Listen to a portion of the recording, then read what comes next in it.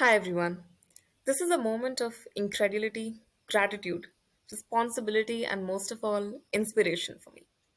Receiving the Girl Hero Award is not just about the significance of the award itself, but the support I have received from my fellow club members, friends, family, and, of course, the entire Girl Up community. Believe me when I say that it is the most empowering and wholesome community I have ever had the fortune to be a part of.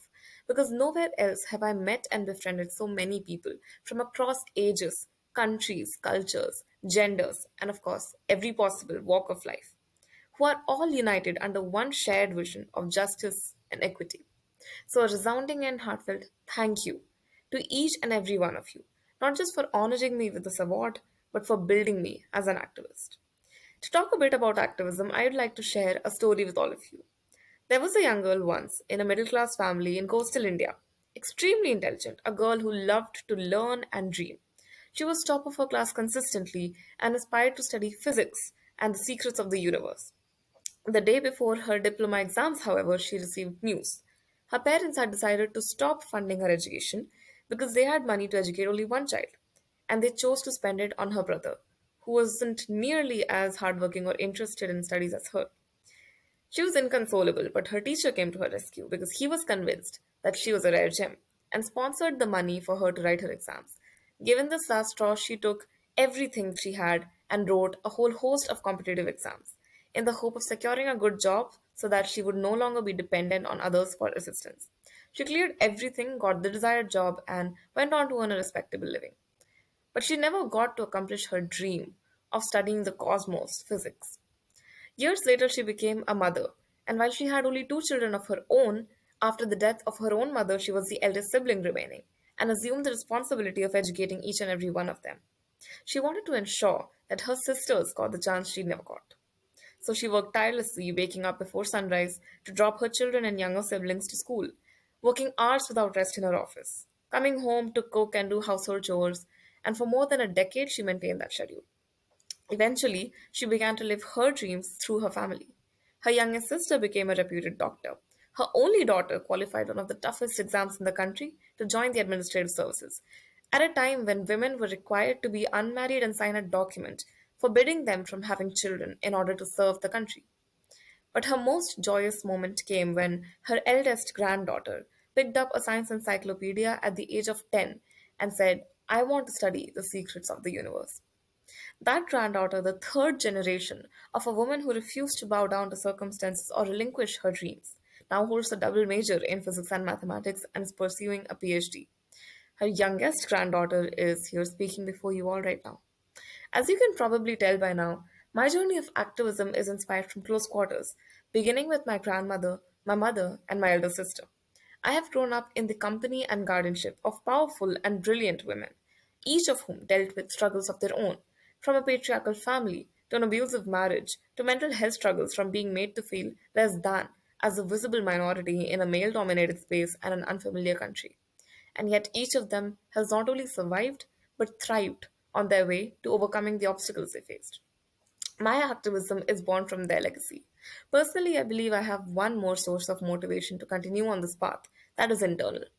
It feels intrinsically wrong when I see girls my age having to struggle for the most basic rights that I enjoy without question. It feels wrong to see girls my age begging on the streets, to see them being married off as mere children, to see them struggling to buy books so that they can study, fighting their own families to become their own persons. And I have never been good at keeping quiet when something feels wrong. At first, I used to feel simply guilty. Why is it that I have the chances to go to school without attention, to never think twice about buying new clothes, never having a care about where my next meal would come from, and having full freedom over what I want to do with my life, while so many girls, just like me, are living in an altogether different world? But then I realized that guilt is useless. It's not going to help the girls, and it's only preventing me from enjoying my own life. And I had a greater realization, which seems so simple now thinking back, which stems from my faith, the culture in which I have been brought up, which is quite simply that everything has a reason. Nothing is without purpose in this universe, nothing is mere chance, even if that underlying purpose isn't immediately clear to us, because nature is often too great for us to understand. What I did know for certain was that if I have been blessed with these resources and opportunities that so many around me and like me are not, then there is a purpose behind that right there. And that purpose for me is to give back, to make sure that I utilize and optimize everything at my disposal to share those resources and opportunities that are being denied to my fellows.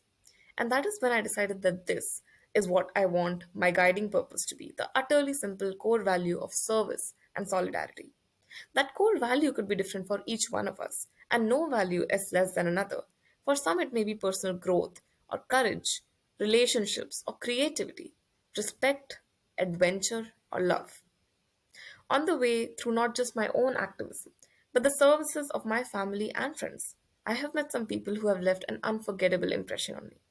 I once met a girl younger than I am now who was married off before she could write her name and who did not even know her age because she wasn't registered at birth as a daughter of her parents.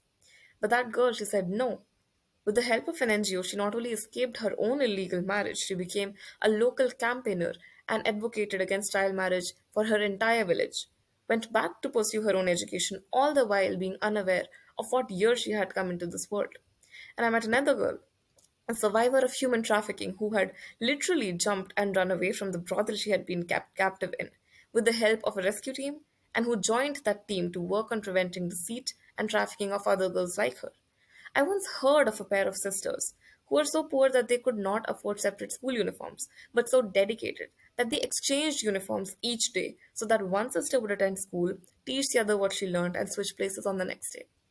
So you see, while you are honoring me with this award today, you are truly honoring each one of these real life girl heroes through me, because I never would have embarked on this journey if not for them. Lastly, to cap my activism journey so far, I'd like to end on another note of inspiration and gratitude. When I first saw the list of nominees for this award, I was astounded by the girls who were named. Their actions and achievements made me feel hope, enough to sustain my faith every time I read and hear of atrocities committed on the basis of gender across the world. This award may have been given in my name, but every single one of you, nominee or not, is a hero for me. So thank you and keep inspiring.